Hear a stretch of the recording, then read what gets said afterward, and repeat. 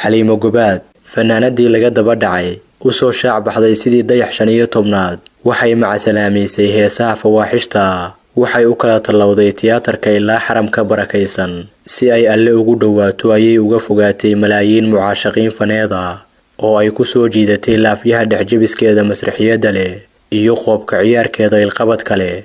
Si ay alle ugu dhawaato ayay uga fogaatay malaayiin mucaashaqiin faneeda, waxayna leedahay intii jeclayd iyo iskaabulow iska ilaawa heesihii dareen hadalka ahaa, sida cishada keliyaan ku waayo, naftayda ku cidloota, ku caawi agjoogistaada, iyo dareenka xad dhaafay xagaaga u jeeda xareedka waraabi.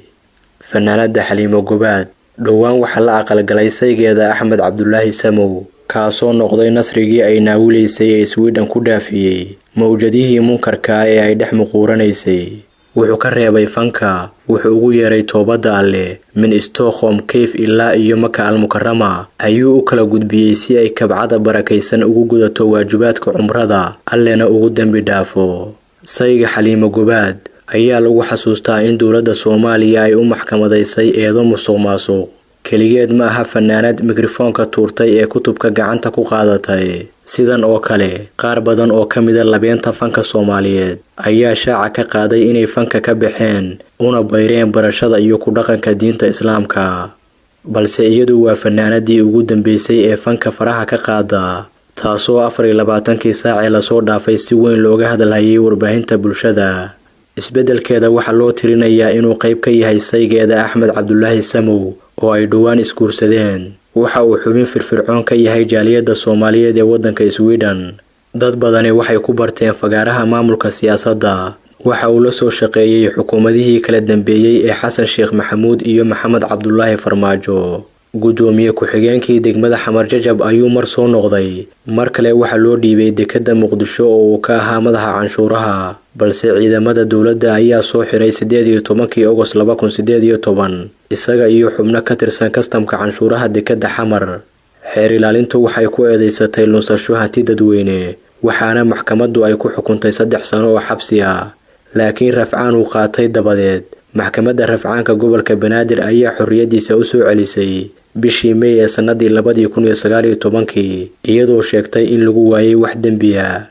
Xaliimo Gobaad hadda waxa ayna leedahay faraha ka qaada heesahayga, iska ilaawa codkaygii macaana, muuqaaladii indha-daraandarka lahaa, khaamihii iyo sheenihii aan ku maaweelin jiray malaayiin mucaashaqiin faneeda. Dharaartii arooskeeda oo ku beegnayd 5 February waxa ay ku dhawaaqday inay fanka faraha ka qaaday, oo hadda wixii ka dambeeyay ay u shaqaysanayso daarta aakhiro, iyadoo xiganaysa xadiis laga wariyay Nabiyullaahi Muhammad sallallahu alayhi wasallam. Ayay tiri, markaan xasuustay xadiiskii Nabi Maxamed calayhi salaatu wasalaam ee ahaa haddii aad galabaysataan ha sugina in waagu idiin beryayo, haddii aad subaxaysataanna ha sugina inaad galabka gaaraysaan. Waxa aan go'aansaday inaan iska joojiyo fanka. Taageerayaashayda sharafta badan waxaan idiin rajaynayaa inaad khayrka igu taageertaan, alle oo raalli iga noqda ayaa muhiim ii ah. Anigoo ah Xaliimo Gobaad, markaan arkay adduunkan inuu yahay maalmo kooban. Fanaanad hore Xaliimo Gobaad ayaa u kaba xiratay sidii ay alle dambi dhaaf u weydiisan lahayd. Muuqaal indhaha muslimiinta soo jiitay ayaa qabsaday baraha bulshada kolkii waajibaadka xajka ay u tagtay kabcada barakaysan, iyadoo soo cumraysanaysa. Waxa ay sheegtay in laga waantoobo dhageysiga heesaheeda fawaaxishta.